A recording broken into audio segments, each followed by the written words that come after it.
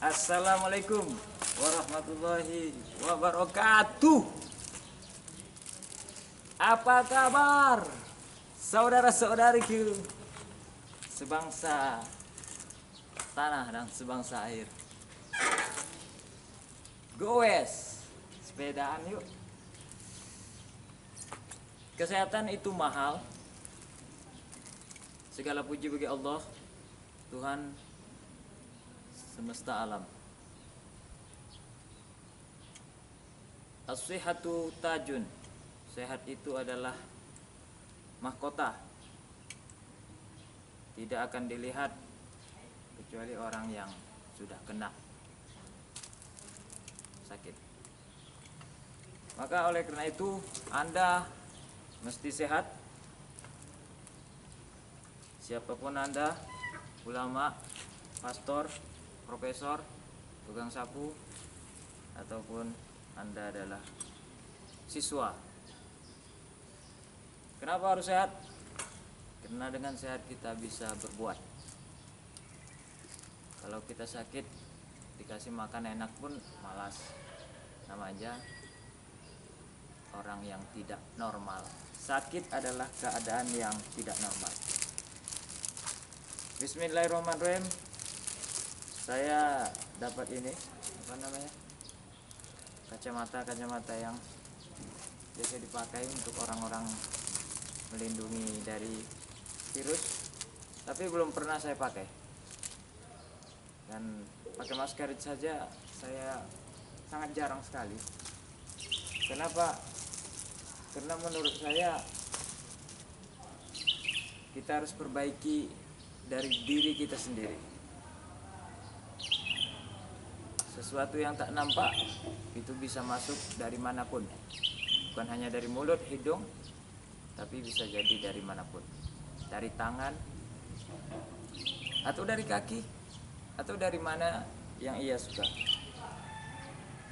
Ingin menikmati hidup baik harus dengan keyakinan yang baik.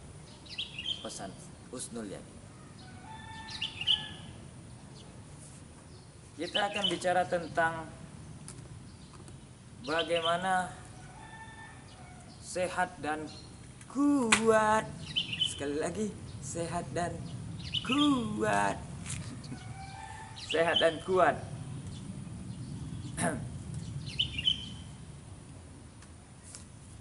Pencapaian ilmu pengetahuan di bidang kedokteran atau medis, pengobatan, kesehatan publik di abad ini sangat baik. Nggak disangkal lagi, negara maju, siapapun negaranya, mau dari Asia, mau dari benua Eropa, itu punya layanan medis yang berkualitas. Banyak yang patut dibangga, masih banyak yang akan bermunculan lagi teknologi di bidang kesehatan. Itu terutama sangat luar biasa mengingat bahwa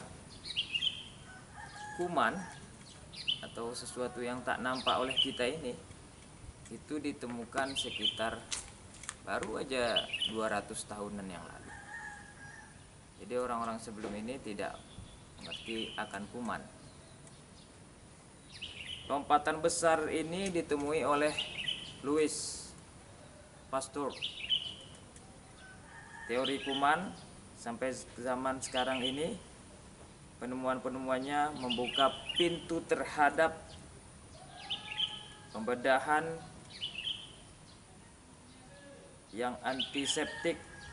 Kemudian itu juga membuka sanitasi yang membaik, lalu air yang bersih. Makanya banyak yang bilang airnya bersih, airnya lebih higienis.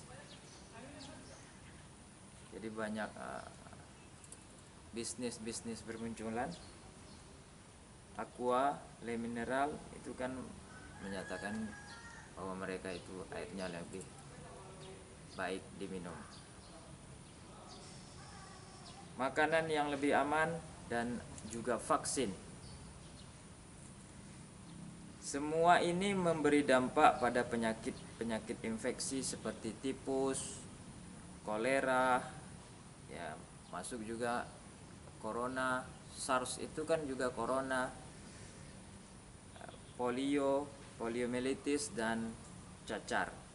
Yang dulunya pernah menyebabkan penyakit ini adalah penyakit utama yang banyak membunuh banyak orang di negara-negara berkembang. Sekarang penyakit infeksi diungguli oleh penyakit jenis degeneratif non-infeksi yang semakin banyak disebut sebagai penyakit gaya hidup atau penyakit ala modern. Jadi penyakit ini sebetulnya dianggap penyakit, bukan penyakit bawaan atau sesungguhnya lah, bisa dikatakan begitu, tapi ini adalah karena penyakit gaya hidup.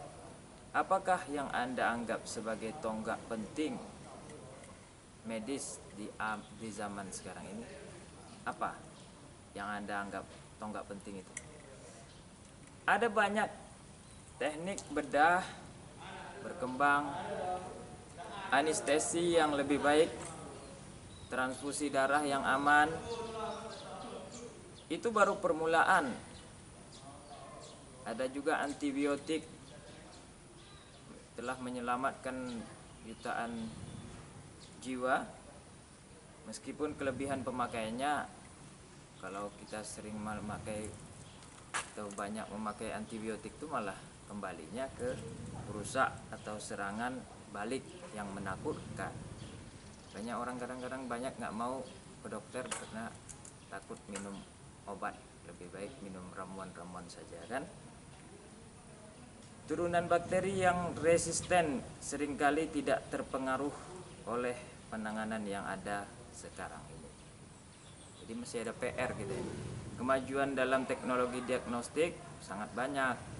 Cara kerja bagian dalam berbagai organ tubuh sekarang bisa dilihat, diukur, dipelajari, bahkan sampai pola pikir kita, emosional kita. Ada perpaduan antara orang-orang psikolog dengan orang kedokteran, itu bisa mengukur ini pola pikirnya sampai di mana, ini emosionalnya gimana, kejujurannya bagaimana. Itu sudah ditemukan dan ditelusuri perjalanannya di dalam pemikiran manusia sekarang. Biologi molekular, genetik dan genetik membuka pintu bagi lebih banyak dunia baru. Banyak kelainan lahir dapat dideteksi sebelumnya, dan beberapa di antaranya dapat diperbaiki dari rahim sebelum orang itu lahir dengan ilmu-ilmu medis zaman sekarang ini. Para ahli genetika belajar bagaimana menunjukkan dengan tepat kecenderungan terhadap penyakit tertentu di dalam DNA-nya, sedang mencari cara untuk mempengaruhi hasilnya. Untuk teknologi medis dalam tahun-tahun berikutnya tidak tampak adanya batasan-batasan saat para ilmuwan berusaha mengkloning bagian tubuh dari sel-sel manusia. Justru faktor yang membatasi bisa itu berupa biaya dan berupa kemampuan saja. Jadi yang membatasi untuk perkembangan supaya hidup kita ini sehat itu adalah biaya dan kemampuan. Tidak heran manusia hidup sekarang bisa jadi lebih lama. Sebenarnya keyakinan itu sebagian besar adalah mitos. Jadi walaupun teknologi canggih, penemuan udah banyak, lalu pikiran kita kan, kita akan lebih hidup lama daripada orang-orang dulu. Ternyata itu adalah mitos. Selama bertahun-tahun orang percaya bahwa keajaiban pengobatan modern terutama bertanggung jawab memperpanjang rentang hidup bahkan sekarang ini, bahkan hingga selama sekitar 27 sampai beberapa tahun bila dibandingkan dengan mereka yang dilahirkan 100 tahun yang silam. Faktanya bahwa sekitar tahun 1900 tiap bayi ke-6 meninggal sebelum mencapai tahun pertama dalam kehidupan, terutama karena penyakit infeksi. Ini kemudian memperpendek rentang hidup rata-rata masyarakat. Akan tetapi saat ini seorang dengan usia 65 tahun memiliki harapan hidup yang hampir sama dengan orang yang dulu bertahan hidup dari tahun pertama kemudian yang kritis, dengan barangkali unggul rata-rata sekitar 5 atau 6 tahun paling banyak. Kalau begitu, mengapakah kita melihat begitu banyak lagi penyakit degeneratif? Tidakkah itu karena sebagian besar dari nenek moyang kita mati selagi mereka masih muda untuk mengalami penyakit usia tua?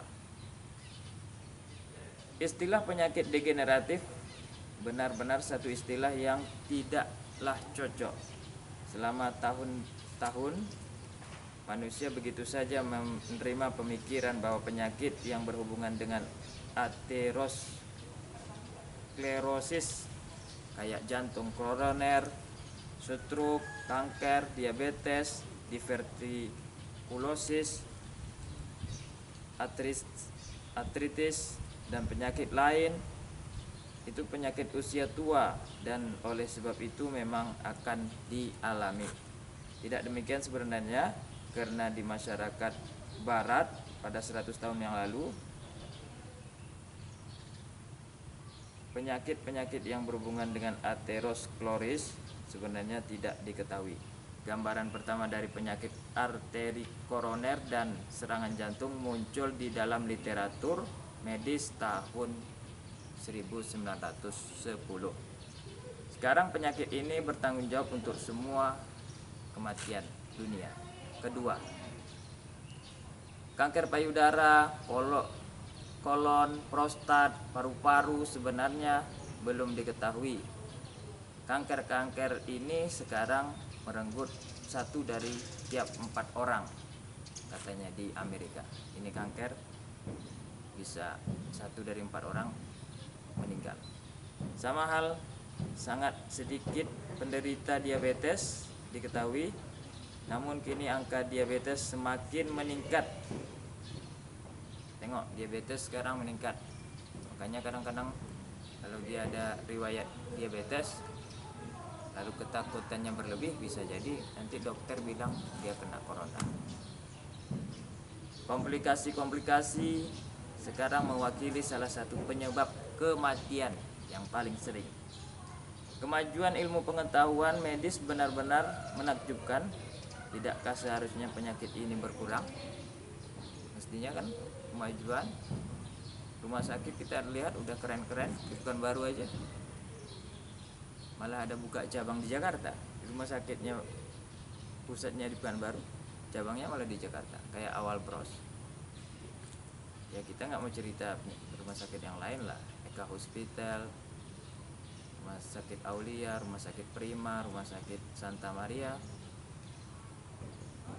Dan alat-alatnya katanya canggih, tapi malah kok banyak orang sekarang yang banyak penyakit daripada dulu. Penting memahami bahwa penyakit sebenarnya bukan degeneratif. Semua tidak mesti akibat jadi tua. Fakta bahwa semakin banyak orang lebih muda mengalami membuktikan bahwa ini keliru.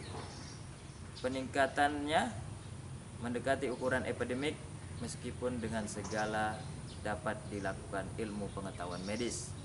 Epidemiologi modern mempelajari perbedaan penyakit dalam populasi dunia, membongkar misterinya bahwa sebagian besar dari penyakit pembunuh berkaitan dengan gaya hidup.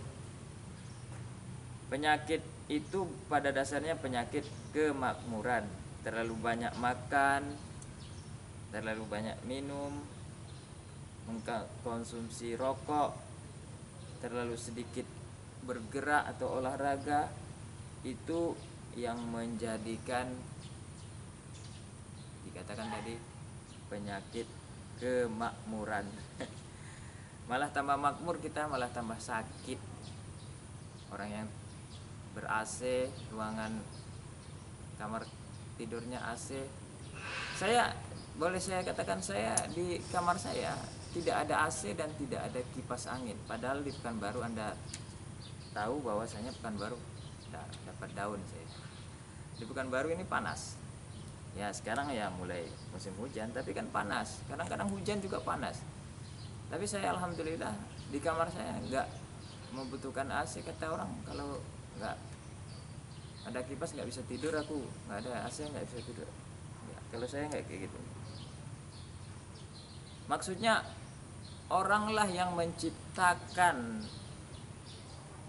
kebahagiaan termasuk kesehatan mereka sendiri. Apakah saya serius mengatakan kayak gitu? Orang yang menciptakan kebahagiaan bahkan kesehatan mereka sendiri. Apakah saya serius ngomong kayak gitu? Iya, saya serius. Solusi bagi sebagian besar masalah kesehatan kita tidak tergantung pada dokter, tidak tergantung pada rumah sakit yang banyak, ada asuransi, tidak tergantung kayak gitu. Kesehatan kita sekarang ditentukan bagaimana kita hidup, warisan fisiologis kita, lingkungan, fisik kita, kesehatan yang baik dalam dunia terutama tergantung pada apa yang kita mau lakukan untuk diri kita. Kita mau makan, sebelum kenyang betul kita udah berhenti. Minum juga nggak sampai kenyang betul. Makanlah sebelum lapar, berhentilah sebelum kenyang. Itu aja. Itu prinsipnya. Mau jatuh saya. Ini makan pagi sarapan, katanya nggak sarapan kan nggak konsentrasi otak anak. Ya, itu kan cuman jualan-jualan aja. Saya nggak sarapan, alhamdulillah nggak apa-apa. Hari ini cuman minum tadi, lalu makan godok yang isinya kacang hijau 2. Itu pun karena dibeli orang tua.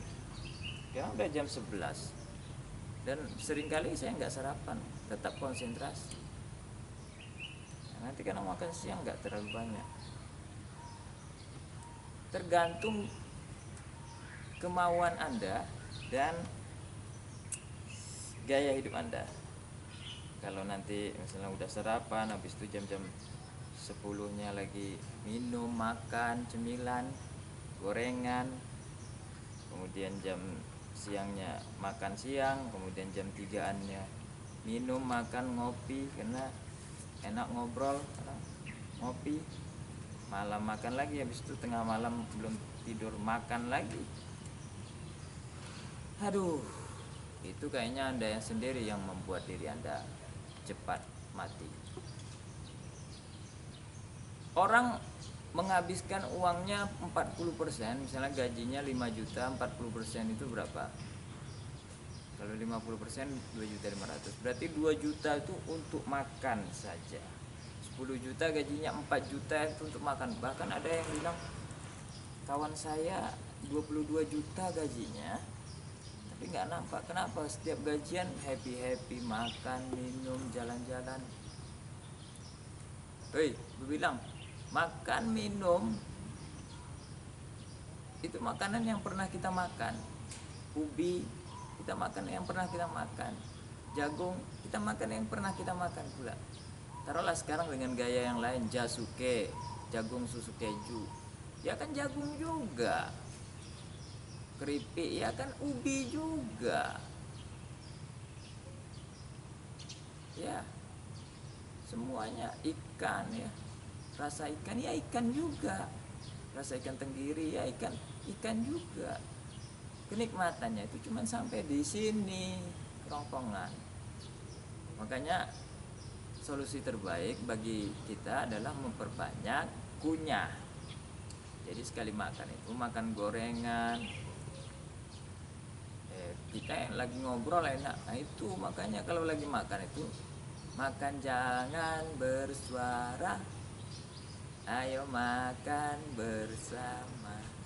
Apalagi sekarang ini orang banyak di rumah saja dulu, makanku pun jadi banyak, nonton dan main game dan cerita, makan yang jadi banyak. Ada yang bilang ataupun lelucon, kupikir selama di rumah kulitku jadi putih, mukaku jadi kinclong, rupanya kulitku jadi ya candaan-candaan yang itu. Jadi badanku jadi bau, kulitku tidak cerah. Ya itu tergantung gaya hidup Anda. Anda udah bergaji 3 juta, naik besok misalnya 4 juta, kenapa nggak bisa nabung? Karena gaya hidup Anda.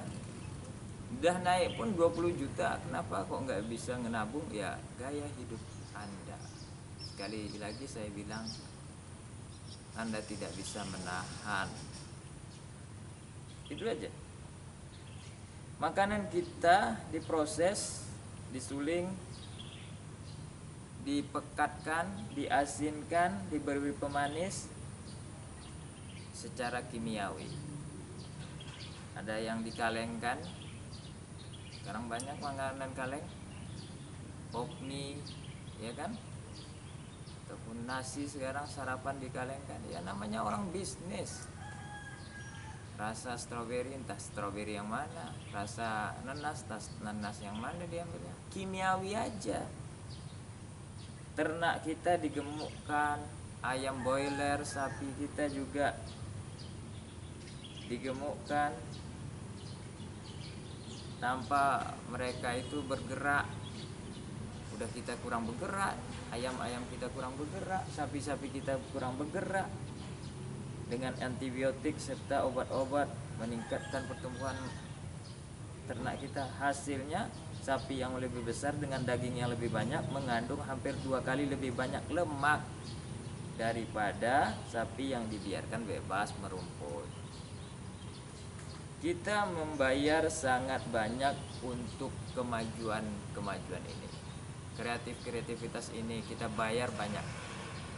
Sambil bercanda kadang, kemana lagi kita, makan apa lagi kita, minum apa lagi kita, ngopi dengan kopi yang apa lagi kita, teh dengan teh gaya bagaimana lagi kita.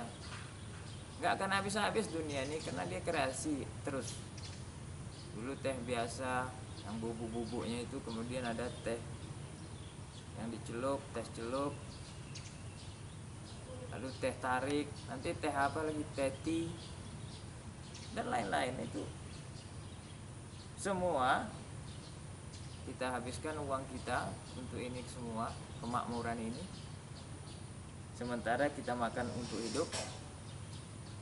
Yang kita makan itu membunuh kita. Pada tahun 1900 orang-orang mendapatkan 70% protein mereka dari makanan nabati. Kini kita mendapatkan 70% protein kita dari produk hewani yang tinggi lemak dan kolesterol. Beda.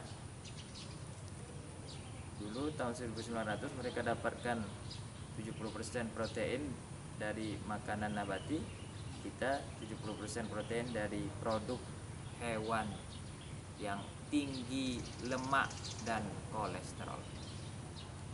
Makanya saya sarankan makan seperlunya aja, kemudian tolong banyak bergerak. Bisa jadi orang-orang yang terkena apapun wabah itu adalah orang-orang yang bukan buruh ataupun apa namanya, orang yang jualan di pasar kaget, malah yang sering ketemu orang, tapi malah menteri agama, rektor, PNS, enak-enak. Kenapa? karena mereka gaya hidup. Sekali lagi saya bilang, makan untuk hidup, tapi makan membunuh kita. Terima kasih. Pikirkan masa depan Anda dengan kesehatan prima. Assalamualaikum, salam sehat. Wuhuhu.